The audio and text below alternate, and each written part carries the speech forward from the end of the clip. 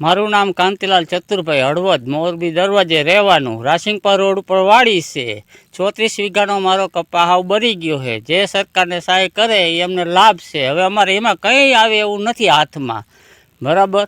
હવે અમને થોડી ઘણી સહાય કરે તો સારું છે એમ. તમારે કેટલો વીઘે ખર્ચો થયો હતો? કેટલો અત્યાર સુધીમાં ખર્ચ થયો? અત્યાર સુધીમાં તો હવે આમાં ગણતરી કરી તો બધું ખર્ચ કરી જ નાખ્યું છે. અત્યાર લગી ખર્ચ કર્યું ને હવે લેવાનું હતું તો અમારું ઠેકાણે થઈ ગયું બધું. માંગ તો અમને આપે સરકાર, કંઈક આમાં અમને ઊભા થાય એવું આપે એમ. બીજું તો શું માગી એમની પાસે. બરાબર. કૃષ્ણનગર રહેવાસી અને વાંટા કંડિયામાં વાડી 30 વીઘાની, બરાબર. એવા મારો કપાનો બધો બગડી ગયો છે અને નુકસાન થઈ ગયું બધું. પાણીમાં હાવ તણી ગયો, હાવ બધો બુડી ગયો છે. કંઈ થાય એવું નથી હવે. નુકસાની જાજી છે મારી, બરાબર. વીઘે અમે ઘણો ખર્ચો કર્યો છે એમાં, એટલે બાકી નથી રાખ્યો, સમજા. એટલે આમાં 25-30 મણ મારે કપા થાય બરોબર. એ ઠામકો થાય એવો હવે રહ્યો નથી હવે, બરાબર. એટલે આવી નુકસાની છે કે સરકાર અમને જે આપે માન્ય કર જે હોય. નુકસાન એ બધે આખી વાડીનો છે લો ને. 30 વીઘાનો. કેટલો થાય 30 વીઘાનો? દર વર્ષે કેટલો થતો? 30 વીઘાનો કપા થતો હતો મારે. 500-600 મણ કપા થતો હતો.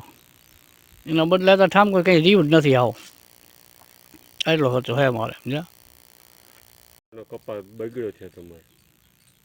બોલો. મારું નામ મનસુખભાઈ મેઘાભાઈ રંગારિયા, શંકરપરા હળવદ.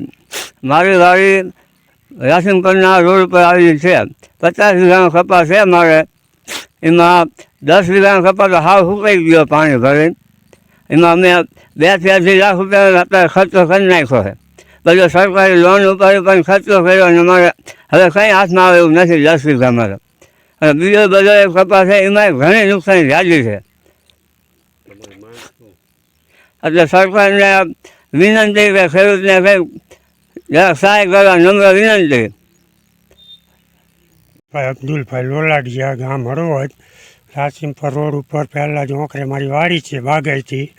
એમાં જામફળ છે, અંજીર છે, દાડમ છે, લીંબુ છે, પોપૈયા છે. એટલે પોપૈયા અને જામફળ અને લીંબુ તો હાવ ખેડી જ નાખ્યા છે. જામફળમાં એક રોપામાં 2 મણ જેવા જામફળ થાય એવું હતું. એ જામફળ હાવ સુકાઈ ગયા અને ખેરવી નાખ્યા. ઓછામાં ઓછું મારે 7-8 લાખ રૂપિયાની નુકસાની છે. 5.5 વીઘાનો બાગાયતી બગીચો, એમાં ઓછામાં ઓછી 5.5થી 6 લાખની નુકસાની છે. હવે જે સરકાર સહાય કરે તે, બાકી તો અમારે હવે જે અમારા કિસ્મતમાં હતું એ થયું. બાકી સરકાર અમને ઊભા કરે એવી અમારી વિનંતી છે.